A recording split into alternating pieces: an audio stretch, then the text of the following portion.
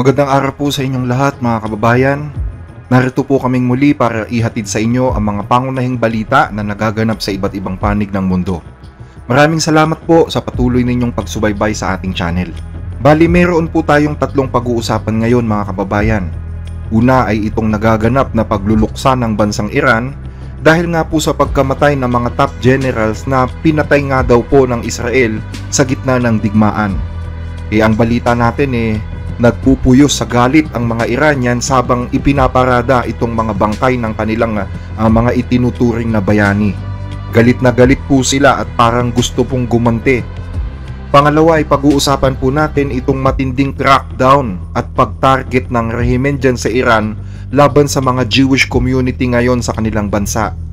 Dahil nga po sa nangyaring giyera, mainit po ang mata ng mga Iranians ngayon sa mga Hudyo na nakatira sa kanilang bansa. At ang balita natin ay ito na daw po ang pinakamatinding crackdown sa mga Hudyo mula nang itatag ang Islamic Republic sa bansang Iran. Pangatlo ay pag-uusapan din po natin kung bakit para bang inabandona ng Russia ang mga Iranian sa kalagitnaan ng gera. Diba, hindi tumulong ang Russia Biruin nyo, nagpunta pa ang Iranian Foreign Minister sa Russia para personal na kausapin si Putin. Pero ang balita natin is wala daw nangyari. So, bakit ganon? Bakit ganon ang naging reaksyon ng Russia? Pag-uusapan din po natin yan mga kababayan. So, dyan lang po kayo at magsisimula na po ang ating pagtalakay.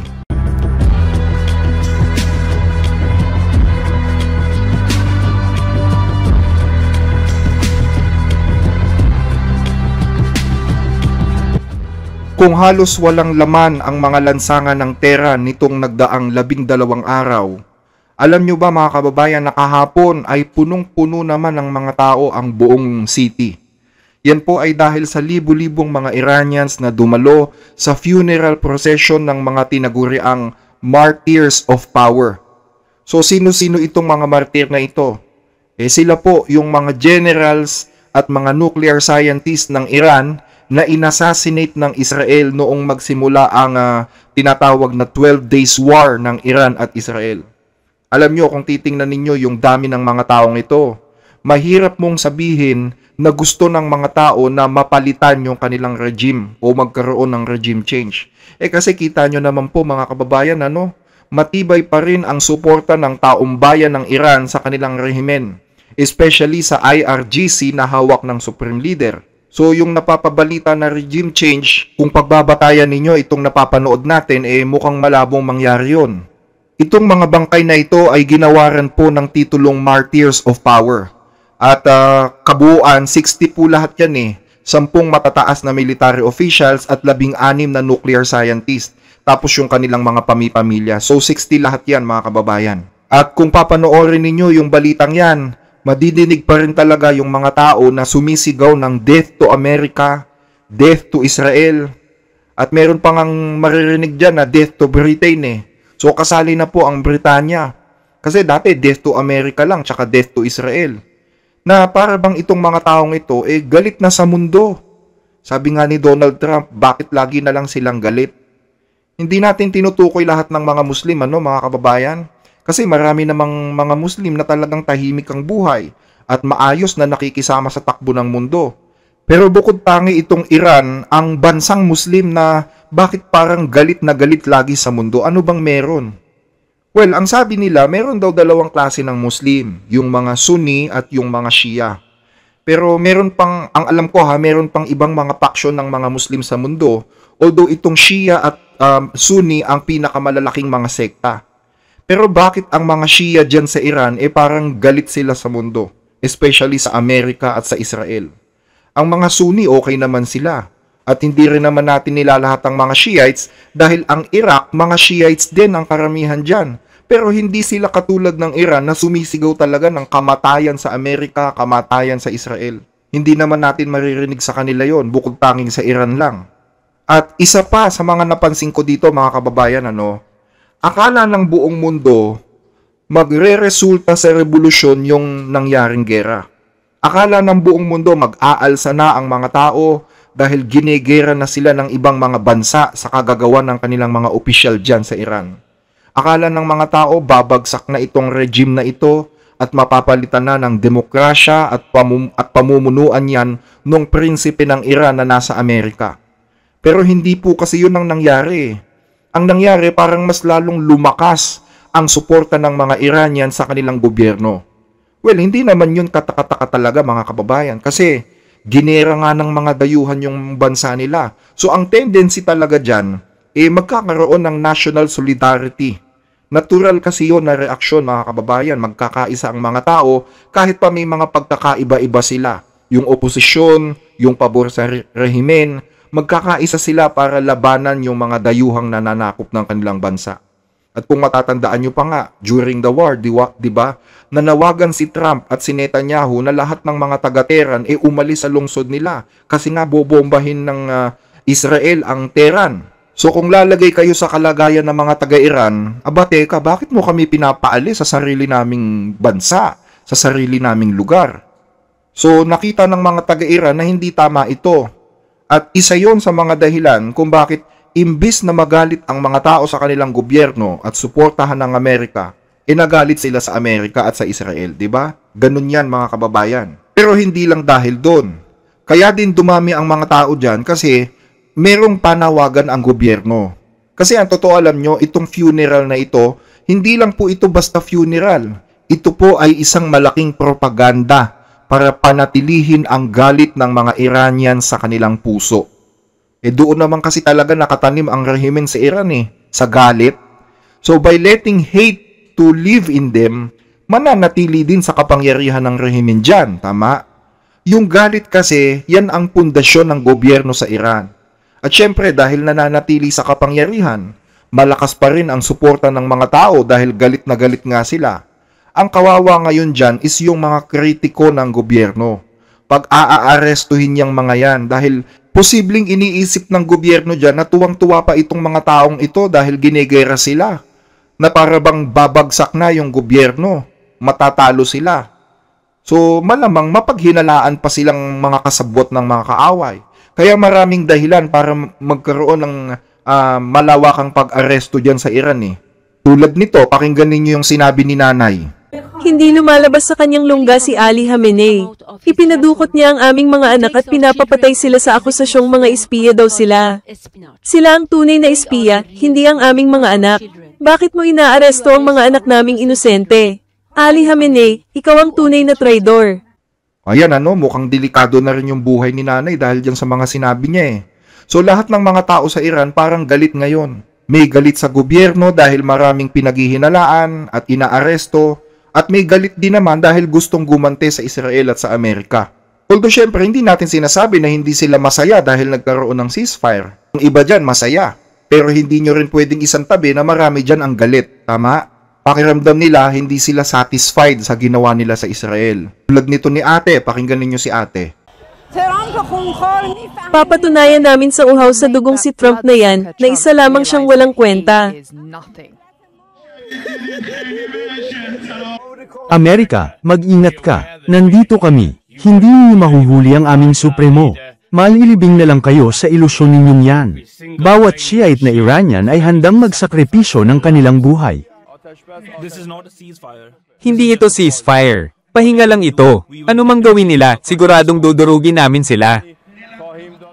Diba? Marami pa rin may galit sa kanila dyan. At ito namang ito, mga nag-iiyakan pa mga kababayan. At kung napansin ninyo, ipinupunas din yung kanilang mga panyo dun sa mga kabaong. Parang ano ba yon? Parang piyesta ng Poong Nazareno sa Quiapo.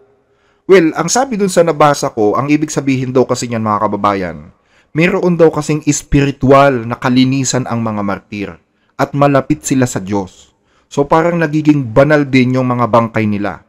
Or pwede rin naman na senyalis ito o yung pagpupunas ng panyo, it can be a sign na nakikiisa sila sa layuning ipinaglalaban ng mga martir na ito. Mga ganong rason, mga kababayan.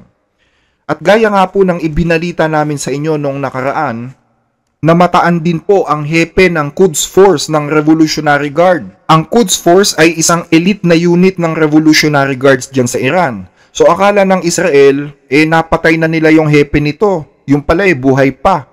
At nananawagan pa nga siya sa mga Iranians na suportahan si Ali Khamenei para maging maayos na daw ulit yung kanilang bansa. Alam nyo, tong general na ito ay isa po yan sa mga matataas na opisyal na pinagkakatiwalaan ni Khamenei. Kaya siguro nung makita ni Khamenei na lumabas ito sa eksena, tuwang-tuwa siya. Kasi at least, di ba, may natira pa dun sa kanya mga circle. Halos lahat kasi ng mga leader sa military circle niya, patay na eh. Buti may natira pa. Pero siguro hindi na rin magtatagal to, mga kababayan. Kasi baka nasa target list na rin ito ng Israel ngayon, lalo na pag itinaas pa yung ranggo niya. Pero ang talagang kapansin-pansin kasi dito, mga kababayan, is wala si Khamenei. Siya mismo ang wala. Kasi halos lahat nandyan, yung mga matataas na opisyal. Nandyan din yung presidente ng Iran, yung speaker ng parliament at yung iba pa. Pero si Khamenei, na siya sana yung magbabasbas sa mga bangkay, wala siya. So this is the first time na hindi nakasama si Khamenei sa isang national event. At hindi talaga siya lalabas. Well, hindi naman nakakapagtaka kasi yun. Kahit tapos na ang gera, mga kababayan, mainit pa rin talaga ang mata ng Israel dito sa matandang ito. Sabi nga ng Defense Minister ng Israel, di ba? I would not recommend that he stay tranquil. He should learn from the late Nasrallah, who sat for a long time deep in the bunker. I recommend that he do the same thing. Kilala nyo ba si Nasrallah? Siya yung leader ng Hezbollah na matagal na nagtago. At nung lumabas, biglang inassassinate. So, ganun din ang banta ngayon kay Khamenei. Kaya sa palagay ko, lalabas na lang ito pag bangkay na siya. Pero kahit wala naman siya dyan, dumating naman po yung kanyang apo, mga kababayan, si Ahmad. Nandito kami para ipakita sa aming mga kalaban na kami ay nagkakaisa. At hindi namin pababayaan ang bansang ito. Wala sa amin ang mang-iiwan sa aming bansa sa ere. So, ano pang masasabi natin dito sa prosesyon na ito? Ang balita natin, di naman basta-basta dadami ng ganyan ng mga tao dyan kung hindi kumilos ang gobyerno eh. Karamihan dyan ay mga grupo na mismong ang gobyerno ang nag-organisa. Nakita nyo naman, di ba? Nagdatingan yung mga opisyal ng gobyerno.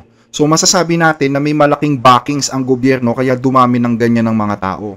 Yung iba naman dumating dahil namatayan din sila. Remember, nasa mahigit 600 yung estimated na namatay dyan sa Iran during the war. So, siguro, dumalo dyan yung mga kamag-anak ng mga namatay. Kaya dito mga kababayan, ako naniniwala na hindi pa tapos to eh. Sa 100% siguro, mga 80% pa ang tsansa na magsimula ulit ang gera. May mga comment kasi kung nababasa na, ang sabi, tigilan ko na daw ang pagbabalita dahil tahimik na sa Israel. Tapos na ang gera. Well, I'm so sorry to say, pero in my opinion po kasi, at lahat naman tayo is entitled sa ating opinion, saglit lang po itong ceasefire na ito. Kapag ang Israel ay nakapag-ipon na ulit ng lakas, ng sapat na armas, posible na umatake ulit sila sa Iran.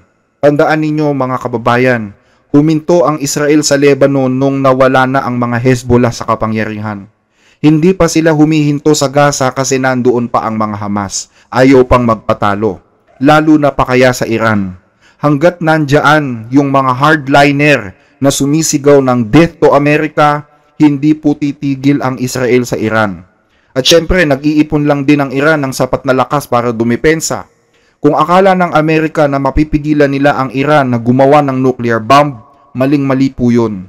Hinding-hindi hihinto ang Iran sa paggawa ng nuclear bomb dahil paniniwala nila yan na gusto ng Diyos nila na magkaroon sila ng nuclear bomb. Palitan mo yung paniniwala na yon, tsaka lang titigil yung ambisyon na yan. Pero hanggat nandyan yung paniniwala na yan at hanggat nandyan yung rehimen na yan, hindi sila hihinto sa paggawa ng nuclear bomb. At hindi rin hihinto ang Israel sa pag-atake sa Iran. Tandaan nyo mga kababayan. Hanggat hindi nawawala yung banta sa kanila, hindi mananahimik ang Israel. At hindi rin hihinto ang Israel sa pag-atake sa Iran. Yan ang realidad dyan mga kababayan. At ako naniniwala, lalo pong gagawing sikreto ng Iran ang paggawa ng bomba. Kasi nakita nila kung paano silang tinraidor ng IAEA eh. Kaya mas lalo nilang lalaliman yung kanilang mga facility. At kung pwede nga lang, dalhin sa ibang bansa o sa mas sikretong lugar yung mga facilities na yan. After the Iran-Israel ceasefire came into effect, Iran has reportedly been moving its military equipment via Houthis in Yemen. At mas mahigpit, yung tipong walang international organization ang pwedeng makapasok sa bansa para ma-inspeksyon yung kanilang project. Yan ang ginawa ng gerang ito sa prinsipyo ng mga taga-Iran.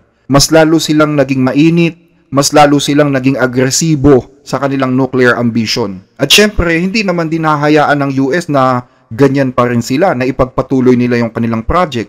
Kaya nga sabi ni Donald Trump nung isang araw, posible na magkabombahan pa ulit. Pansamantala lang tong ceasefire na ito. Masyado pa pong maaga para sabihin na tapos na itong gerang ito. If the intelligence reports conclude that Iran can enrich uranium to a level that concerns you, would you consider bombing the country again? Without question, absolutely. Kita nyo? So hanggat nandyan ang ambisyon ng Iran na magkaroon ng bomba atomika, hindi matatapos ito mga kababayan. Ngayon, pag-usapan naman natin itong isang balita na tinatarget daw po ngayon ng rehimen dyan sa Iran ang mga Hudyo. Ang sabi dito sa balita, Iran cracks down on Jewish community amid Israel tensions, right group says. Being Jewish in Iran was already wrought with significant danger before the 12-day war with Israel. It must be absolutely terrifying for the community there now. What are you hearing?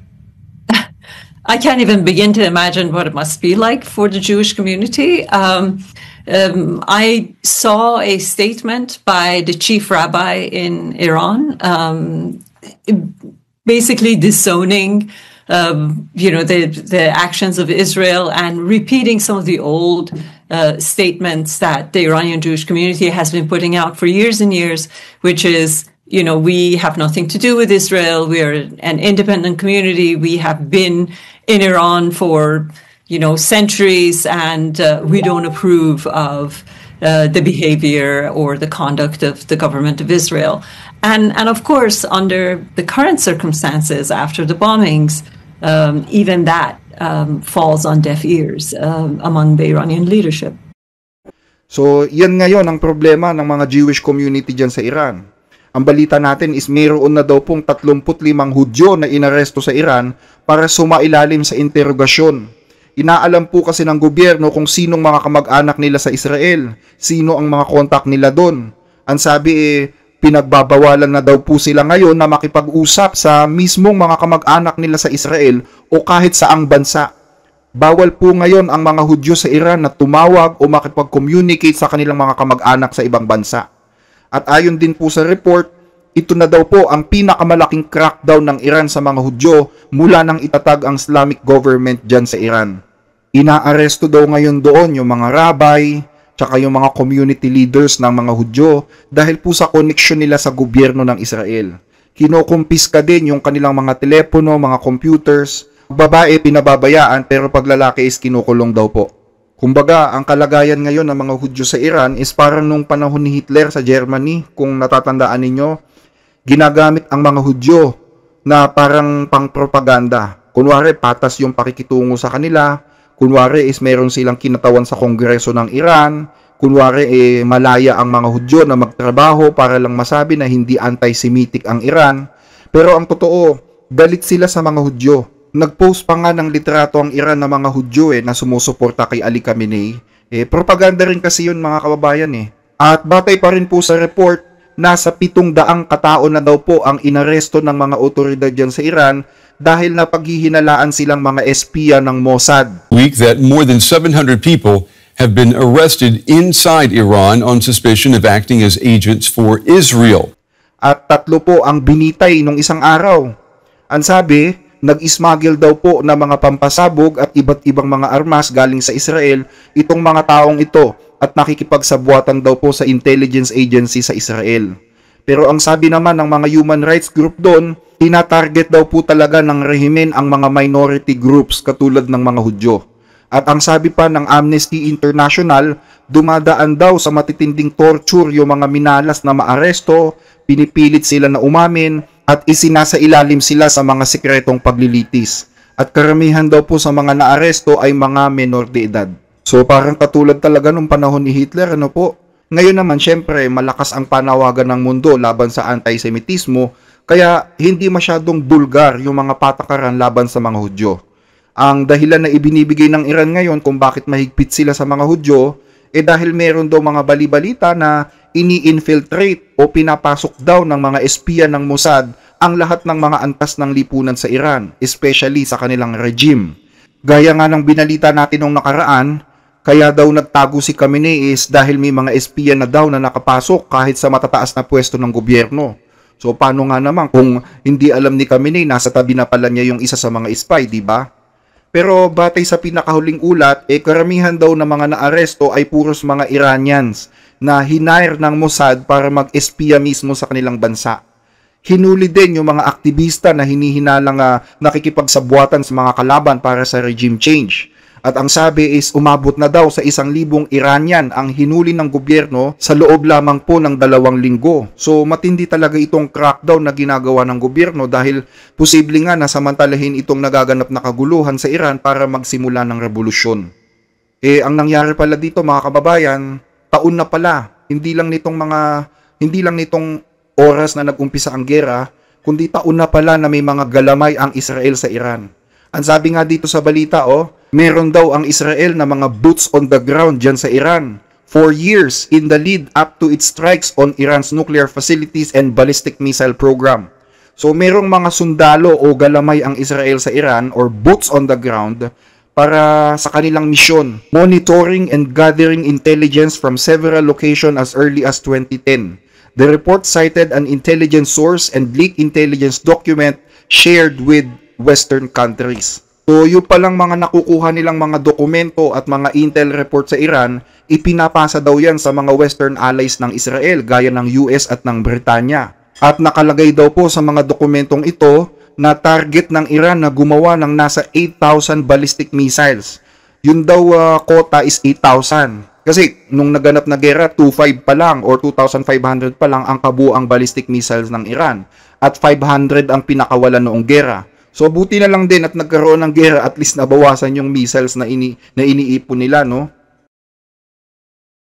So pag-usapan naman natin itong Russia, no? Bakit hindi tumulong ang Russia sa Iran? Maraming nagtatanong niyan sa atin.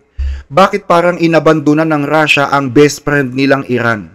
Well, ang totoo po niyan, inabandona talaga. Hindi lang parang inabandona, kundi inabandona talaga. Kasi po nang bombahin ng Estados Unidos ang mga pasilidad ng Iran itong nagdaang linggo, alam nyo ba na hindi nag-aksaya ng panahon ang foreign minister ng Iran na si Abbas Araghchi? Agad-agad siya na nagpa-schedule ng flight papuntang Russia. Kung napanood ninyo yung kanyang speech nung araw na bombahin ng US ang Iran, kumpiyansa itong si Araghchi na makahingi ng rest back kay Putin. Well, I'm going to Moscow this afternoon. And I have a meeting with President Putin tomorrow morning. Russia is a friend of Iran, and we enjoy a strategic partnership. So nagpunta nga siya doon at nakipag-meeting sa Russia. Pero ano nangyari pagkatapos nila mag-usap? Tumangulang daw si Putin pero walang nangyari. Walang mga missiles na binigay, walang air defense na ipinadala, walang dramatic announcement ng kanilang alyansa. Basta ang sabi ni Putin, kinukondem niya lang ang agresyon ng Amerika. At nangako na tutulungan daw ang mga mamamayang Iranian nang hindi man lang nililinaw kung anong klaseng tulong yon. So, ibig sabihin nun, walang magagawa si Putin para sa Iran, kundi ang magbigay ng isang walang saysay na salita. Kasi nga, alam nyo naman siguro, busy si Putin sa gera niya sa Ukraine. Alam nyo, mali din tong Iran Lumapit siya sa Russia, busy nga ang Russia. Kung yung gera nga nila, hindi nila matapos-tapos di ba? At nung tanungin daw ng mga reporter ang mga opisyal dyan sa Kremlin kung magpapadala ba ng missiles ang Russia sa Iran, direkta sagot nila hindi. Sa halip, ang alok daw is maging tagapamagitan para pagbatiin ang Iran at Israel. Sabi nga ni Donald Trump, huwag kang makialam dito, sabi niya kay Putin. Tapusin mo muna yung problema mo dyan. Putin would have never done it. And I spoke to him yesterday and I said, he actually offered to help mediate. I said, do me a favor. Mediate your own. Let's mediate Russia first, okay? I said, Vladimir, let's mediate Russia first. You can worry about this later. O diba, napaka-ipokrito naman kasi tutulong kang mamagitan sa gulo ng iba, tapos yung gulo mo hindi mo naman maayos-ayos. Tama naman si Trump dun Nakakatawa na lang din minsan isipin yung mga ganitong eksena, di ba? Alam nyo ba mga kababayan na noong nakaraang taon, sinabi ng Iran na meron daw silang kasunduan ng Russia na bibigyan sila ng mga Su-35 fighter jets at mga Mi-28 attack helicopters. At meron din daw ibibigay ang Russia ng mga S-400 air defense system. Pero hanggang ngayon, tapos na yung gera, ang natatanggap pa lang daw ng Iran ay mga Yak-130 na mga training jets pa po. So yun lang ang naibigay ng Russia sa Iran. At last week, medyo naging prangka nga si Putin. Tinanong kasi siya kung may mga dagdag na suportang militar daw para sa Iran. Sinabi niya lang na wala naman talagang dapat pag-usapan. Yun daw ang sabi ni Putin, walang dapat pag-usapan. Alam nyo, medyo masakit yun sa part ng Iran. Kasi kung todo suporta ang Iran sa Russia alam nyo ba na nagbigay ang Iran ng mga missiles at ng mga drones sa Russia para magamit nila sa gera kontra Ukraine? Yung mga ganito ang talagang magpapatunay na makikilala mo lang ang tunay na kaibigan mo pag ikaw na ang nawalan. Mababait lang sila sa iyo kapag kailangan kanila kasi meron ka Pero pag ikaw naman ang nangailangan, huyo ka. Kuhang-kuha nitong Iran at Russia grande yung tulong na ibinigay ng Iran sa Russia pero naiwang nag-iisa ang Iran sa gitna ng gera. Kaya alam nyo, sa palagay ko, nag-iisip na sila ngayon kung talagang totoong kaalyado ang Russia, di ba? Pero kung kayo tatanungin ko mga kababayan, kayo yung tatanungin ko, dapat pa bang ituloy ng Iran ang pakikipagkaibigan nila sa Russia? Sa China kaya, meron pa bang aasahan ang Iran sa dalawang bansang ito? Yan po ang iiwang kong tanong sa inyo mga kababayan. I-comment lang po ang inyong saloobin at pag-usapan po natin yan. Muli po ay maraming salamat sa inyong panonood. Hanggang sa muli mga kababayan.